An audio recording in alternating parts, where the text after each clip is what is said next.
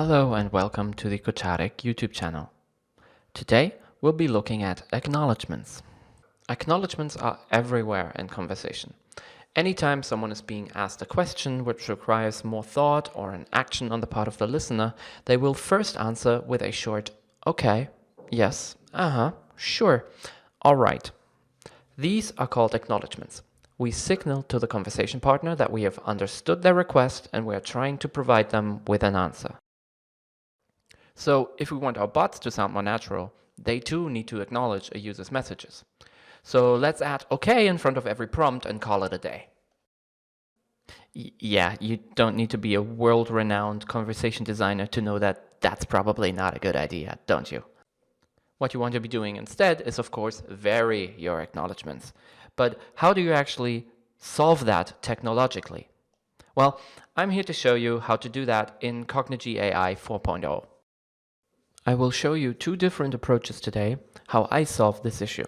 Number one is fairly simple and can be done without any prior skills in programming. The second one is a bit more complicated, but has a nicer result in my opinion. So let's look at the first one. I made an intent called service, and all it does is respond to a sentence like I need help with an acknowledgement and the sentence what can I help you with. This is of course just for demonstration purposes.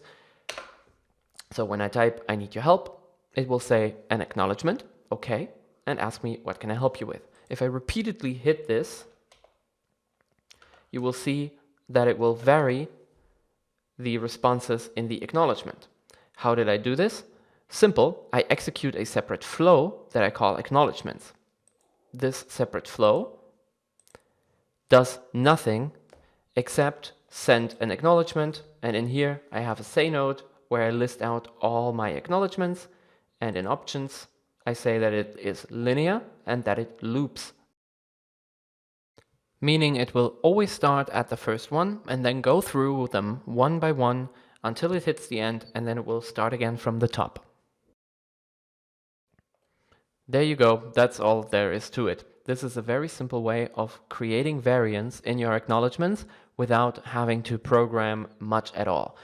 The other benefit of this is that the acknowledgements are now in a single node in another flow, meaning that if you ever need to change them, rewrite them, take some out, put some new ones in, you have to do that only in one place in your entire agent, and you don't have to go through all your different prompts where you may have hard-coded them into the responses and vary them in there, take some out from different places in the agent. It's all in one location, very convenient. The one downside to this approach is that right now the message that the bot sends and the acknowledgement that precedes it are two separate messages.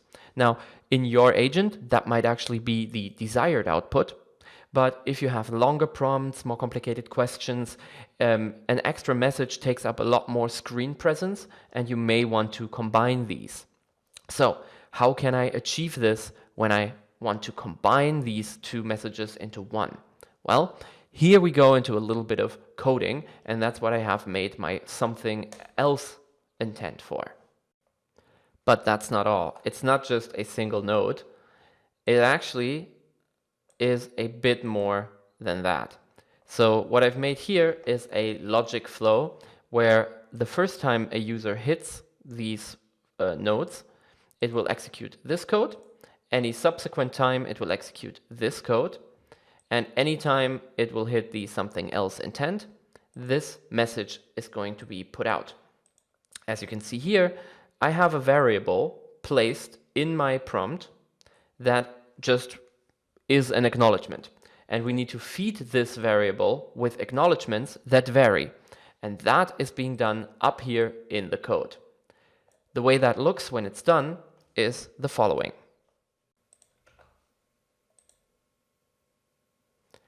As you can see here, the acknowledgement is inserted into the prompt, and it still varies through the different variants that I designed.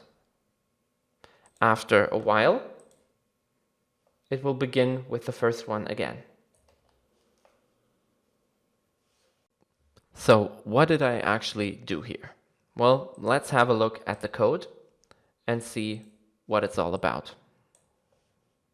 Anytime a user first enters this flow, this once node is going to funnel him to this code node, and this code will execute.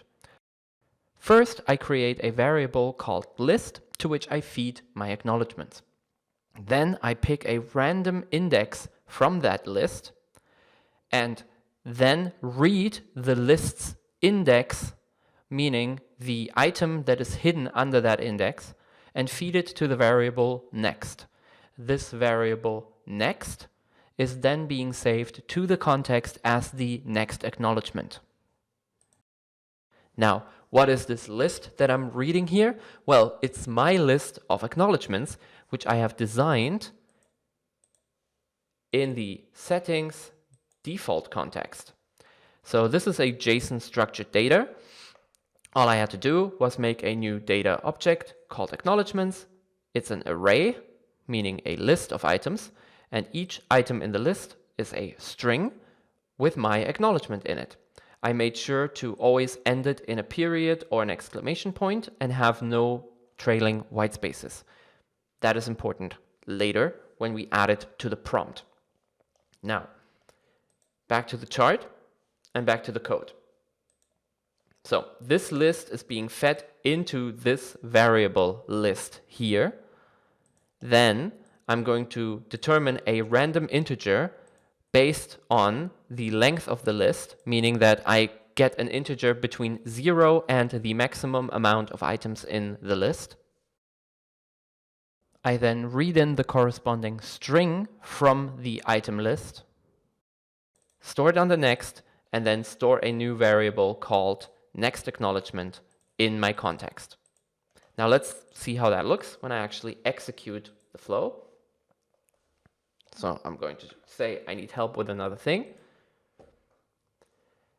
And it will put the next acknowledgement, no sweat, into my context. You will also see here that I added an acknowledgement counter.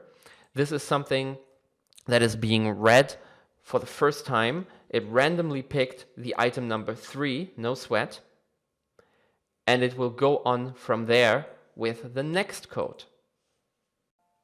So the next time the code is being executed, it will not go through this node, but through this node.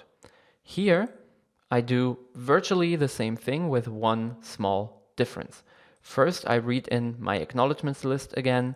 I save it into a list in this code. Then I determine the temporary index. Now, previously, I just picked it at random. Here, I say that the temporary index is the index of the item next acknowledgement in my list, and then I add a 1 to it. Meaning that if my previous item was number 3, I now add a 1, so now number 4 is up. If for some reason the temporary index is longer than the list length, it resets it back to 0. Remember, computers start counting at 0, meaning that the first item in the list is actually the 0th index. So our item, no sweat, is index number 3, even though it's the 4th item in our array. When I picked my temporary index, I do the same thing as before. I query the list for the index, save it under next, and then the next is being stored under the context variable next acknowledgement. And that means that anytime I hit the intent again, it will now cycle through all of my acknowledgements.